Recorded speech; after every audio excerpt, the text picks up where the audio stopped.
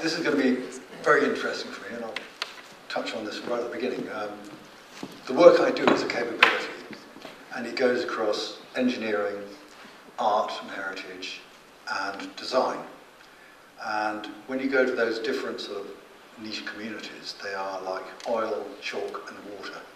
So they don't mix well together, but actually I enjoy that difference because of taking the message to them about something which is coming forward really fast. And I want to share that with you. I think you have time, so Well, that's fine. No one gave a signal about that.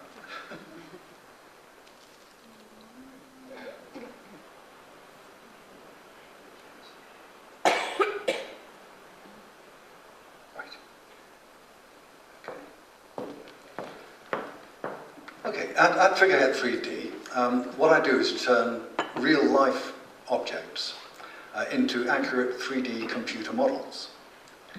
And I then develop them for our clients, for them to use in various ways. And we focus on engineering, art and design. Computer-driven design, or computer-aided design, engages us all in one way or another when you dwell on it. And 3D printing has arrived, hooray. We've heard about that today already.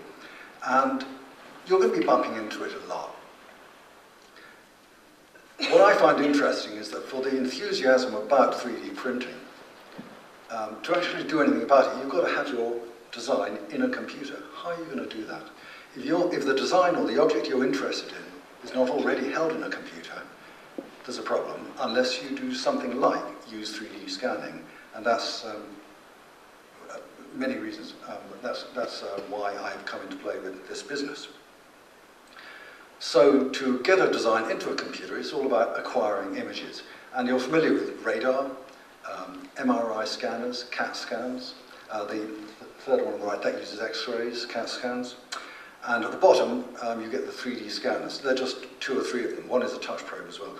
So there are about 3 major types, and these 2 particular scanners, bottom left, are 2 laser scanner and light scanner. We're going to start getting onto the interesting bit soon. So, how do they work? What principles? They work basically on triangulation. Remember trigonometry was school. They work on triangulation. That was first invented by the Egyptians about 4,500 years ago, because they wanted to measure the size of your property to work out how much tax you're going to pay. Nothing changes there. So this is a laser scanner. I've got one of these. It's it's old. The technology there is about 10 years old. It's well tried and tested, and it is still used by archaeologists. Wessex Archaeology have one, and also for filmmaking. There's a film, The Golden Compass, I think, in 2007, with Nicole Kidman and Tom Courtney, I think, and others. There was a polar bear that featured in that. That polar bear was actually scanned by this class of scanner, this model, in fact, and then it was put into animation. So that's one example of how they are brought into play for capturing, for acquiring the image, the basic image, all around, and then you start to work out the skeleton inside it and start to animate it. There's another scanner. I have this one also. It's called a structured light scanner. And remember the idea about a radar?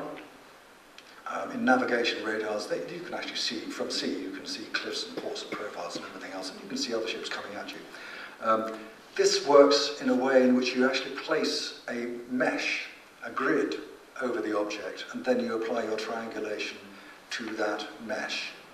And it might do that in about 1/3 of a second, which means they've got very powerful algorithms, very powerful computer programs, which calculate the shape of the surface.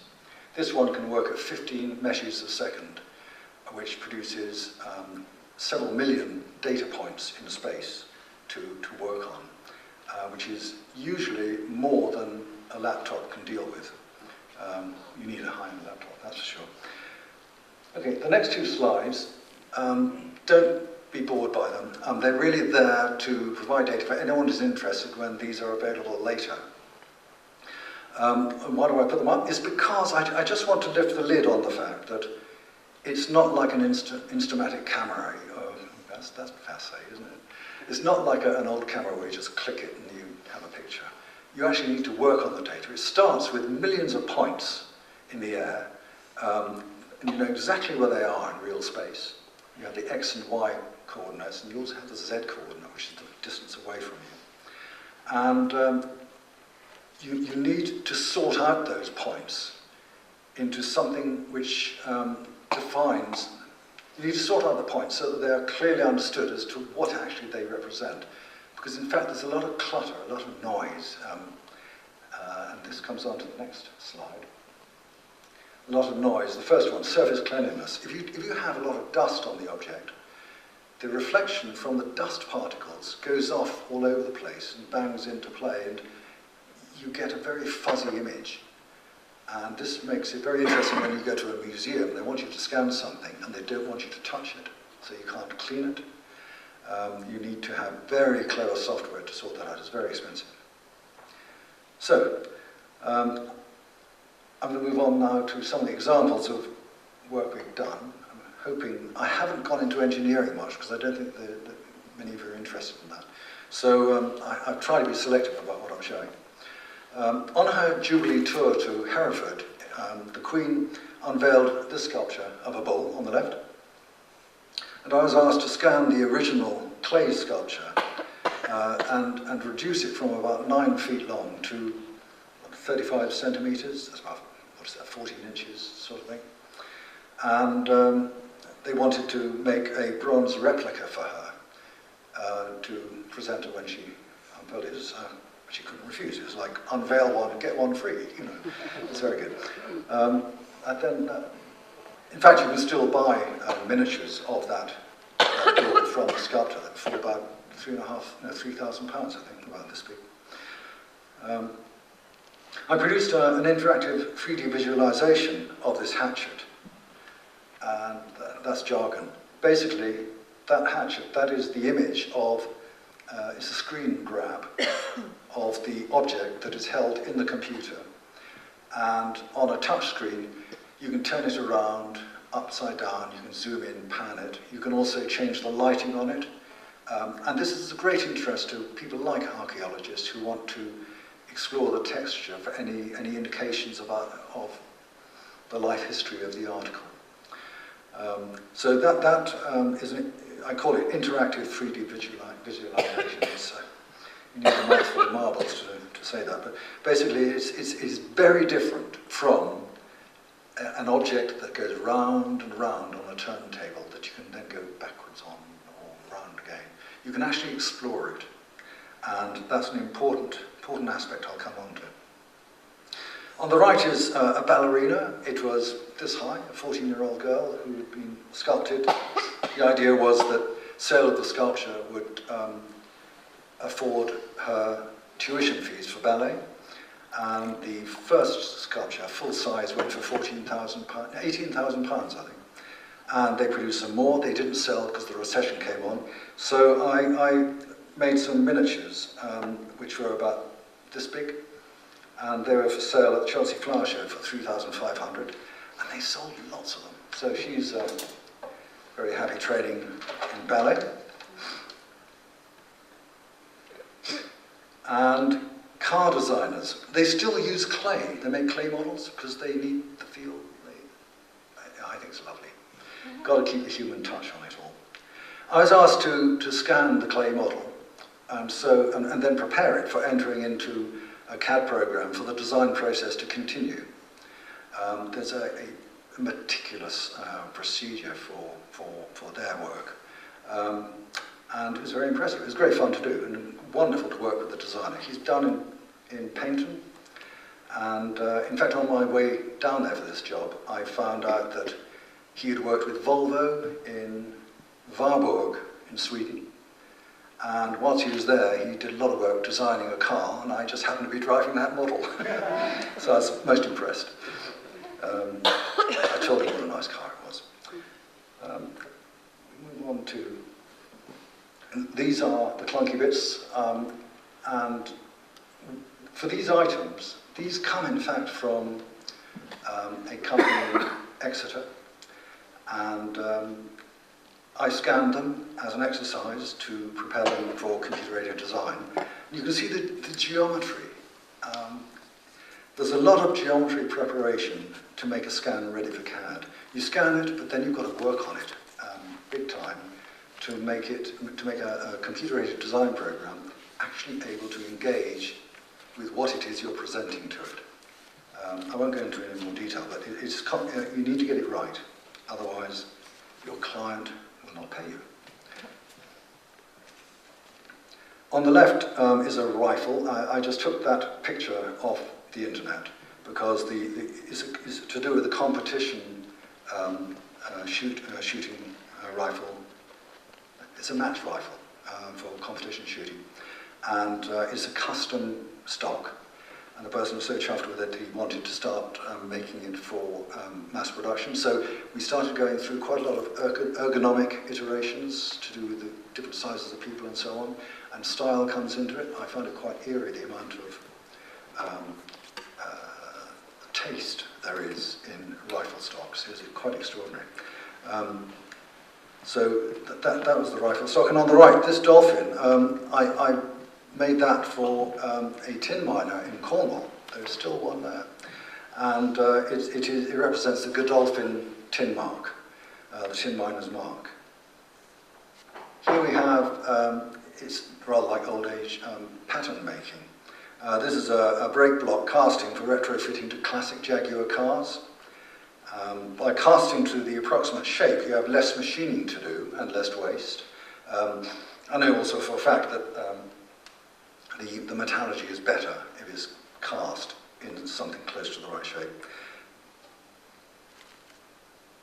And on the left here, this was a ceramic bird about this big, and it was damaged. It had lost a wing, and I scanned it to produce a digital model for bronze casting, and along the way, I replaced the wing by using software, and keeping faithful to the design by taking the wing on the right and then fitting it in as best as possible. You can see it on the left there. On the right, I made this owl logo into 3D. It's the logo of an old business I had, and I just put it up to show you what can be done for bas relief. In fact, I made that to take to architects to interest them in bas relief murals made out of reconstituted stone. We have a business in our village that works in that. Right, moving on to something that is a hot topic for me. I've been working on this off and on for about 2 years now. This is a photograph using a 4 megapixel camera, and I mean, look at it. They say, is it in focus? It's the best we can do. But they say the camera never lies. It's wrong. That is an awful photograph, but it's the best we could get, because at 4 megapixels, there's a lot of smudging that takes place in colours, and we want better than that. The actual detail of this gilt finish on this acanthus, it had imperfections, it had blemishes, and it had scratches, and you can't see them.